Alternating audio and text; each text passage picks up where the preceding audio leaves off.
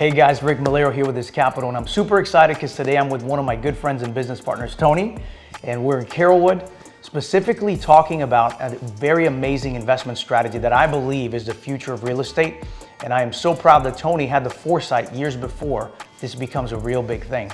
And so Tony, thank you so much for being here with us today and inviting us into this beautiful project. Why don't we start first of all so that the audience understands what this is. How did you first get involved from doing flips and construction to actually investing in residential assisted living facilities? That's a great question. So basically we were doing flips in 2016, 17, 18. Then there was a little bit of a change in the market and I started foreshadowing and seeing what is coming up in the next 10, 15 years. So basically we're going into, as they call, a silver tsunami. What does that mean? There's a lot of these baby boomers that are getting into a certain age that will eventually need assisted living. Right now, they're not even into assisted living. It's their parents that are into the residential assisted living. So basically what we're doing is just getting ahead of the puck, or as Wayne Gretzky says, go where the puck is going, and we are gonna be ready for it, for all the demand that's coming. That's awesome. And so what I love about the fact is that you took this deal. In fact, we were funding projects with you like this, and you were innovative enough to take a single family house that had equity already in it. You did an incredible job at renovating it, but what you also did is you maximized the way that the floor plan was designed. So now you went from having a 4-bedroom or 5-bedroom house, you converted into a 6-bedroom on average. Why don't we talk about how the assisted living facility aspect of it? So you took a regular house, you converted into an assisted living. What was that process like? Just kind of walk us through so people can understand what does that look like? So at the end of the day, the best solution is to find a residential setting in an area where the demographics support what you want to do. There's a lot of residential assisted livings. There are a lot of these mom and pops. That's not what we're doing. We all have private bedrooms, private bathrooms. So basically we found a 3,000-ish square foot home that had 4 or 5 bedrooms that were able to add another 1 or 2 bedrooms, so total of 6 bedrooms. But what we are different, we try to have everybody with private bathrooms to give a little bit on the higher end of the residential assisted living. So we took a garage, which is not something that we need. We basically converted that into extra square footage where we're gonna do activities, or we could turn that into 2 bedrooms. This particular home, we were lucky because we only needed to add 1 more bedroom, but we added another 3.5 baths. So how do we do that? Basically, you take square footage of the homes, you take the master bedroom that has 300 square feet, and you could divide that into 2 smaller bedrooms of 150 square feet. And then you have the extra square footage to add the bathrooms because we don't need walk-in closets. We need smaller closets. Absolutely, and that's, again, that's very innovative because again, you're playing with the floor plan that you have. Now, one of the things that I liked, and investors might say, well, okay, 1 house, 6 bedrooms, can you justify business? But what I liked about the innovative strategy is we call it the 3-pack as we talk about it, right? So you bought 3 homes within a mile radius, which is the strategy that you have so that you can have the proper management. Why don't you talk a little bit about that and how you got set this up with those 3 properties? So basically we found our first one, we started renovating, and right before we were ready to open the first one, we already picked up a second property and we started doing the same thing. And this is the third of the 3-pack.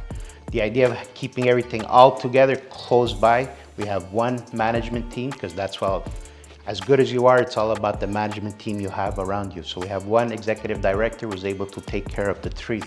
We have all professional caregivers in each of our places.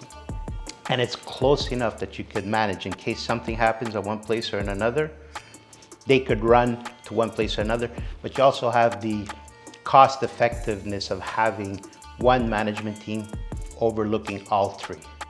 Absolutely, and before we get to the numbers, because they're pretty impressive, just for somebody to kind of understand, because I remember when you called me and said, Rick, work with me on this deal, it's an assisted living facility. In my brain, all I could see is this humongous box full of hundreds of elderly, right? And so I'm like, what are you trying to do? And when I came here, I was like, oh my goodness, this is incredible, right? So for somebody who's watching from overseas or investors are pretty much around the world, what is the difference between what we would call a big box assisted living facility versus this residential assisted living facility?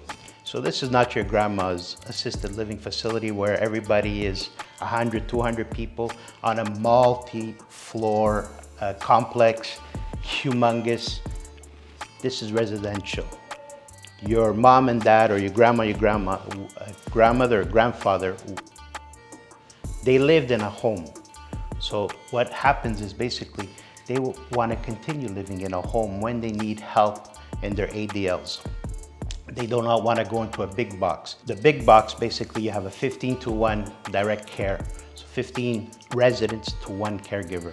While here in a residential assisted living, we have 6-to-1 or 5-to-1 care, which gives a little bit more, actually a lot more care to the personal resident that needs it.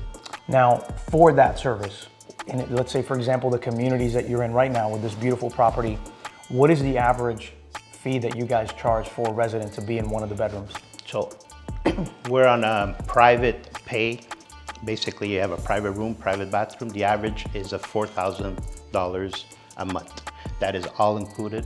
Everything's included in that price. Mm-hmm. That includes your food, your assistance, cleaning, everything else. Everything is included for the resident. Yeah, one of the things that I found interesting, Tony, that I think kind of connects this, instead of that sterile environment where, like you said, you have 1-to-12 ratio, I personally would be super concerned if my family was there, and I'm always worried about, are they watching them? Are they taking care of them? Are they gonna notice them in this sea of other people that are there? Where here is more private, it's intimate, there's somebody always available for them as well. And one of the things that I thought was interesting is in the communities that you're purchasing these properties, they're like, and I noticed there's like a psychology, so I want you to talk a little bit about that, but just to kind of give you an overview of what I saw, is you're specifically going to a community where it's sustainable. So meaning if I live in this community, it would be my grandmother that I would have here because I can come see her every day and leave, but I know that she's well taken care of. Yeah, that's the thing. Talked about demographics. So the areas that we're choosing are a little bit on the higher end demographics where the daughter or the granddaughter doesn't want to travel 20 miles to go see mom or grandma. They want to even walk. And a lot of our residents, the families are all in the areas. That's why we're in a residential area. And they're all within 5-minute car ride. And sometimes, some of them are even 5 minutes by walking. We have a lot of them that just walk and come and see grandma. Yeah, I agree 100%. So now that we've talked a little bit about what that looks like, and we've talked about the cash flow, I mean, if you have 6 units, multiply that by $4,000 a month per bedroom. I mean, obviously the math is there, especially when you have three homes, right? So you have 18 units that you're basically working with.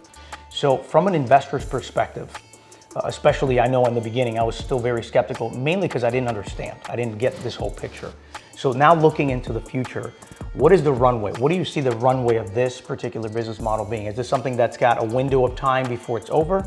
Or is this something that we're just getting started and there's so much more on its way? That's a great question.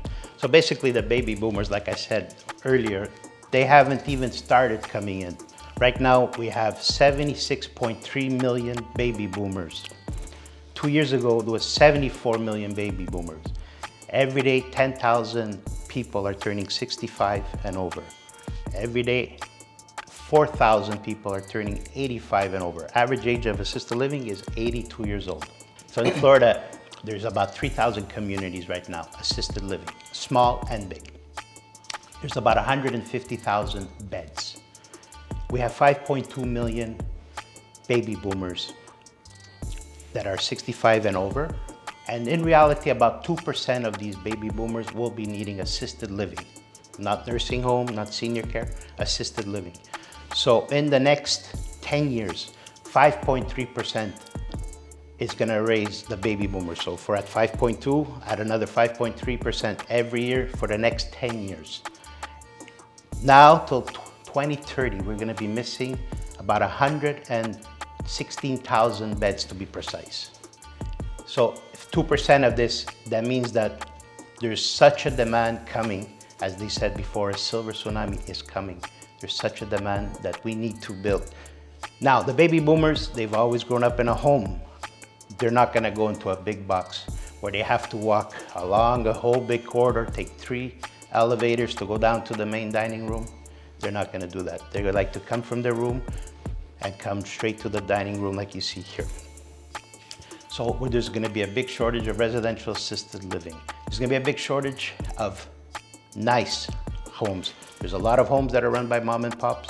The baby boomers, they have the money and they like the nicer things of life, and especially when they get to that certain age where they will be needing assisted living, they're gonna want the upper end assisted living, which is what we're doing. Exactly. And I think that's one of the beautiful things that I like.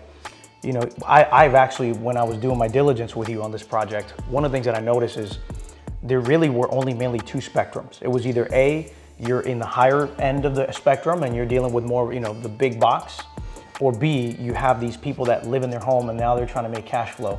So they're renting the other 2 or 3 bedrooms in their house and they have no idea what they're doing, and it's almost scary, right?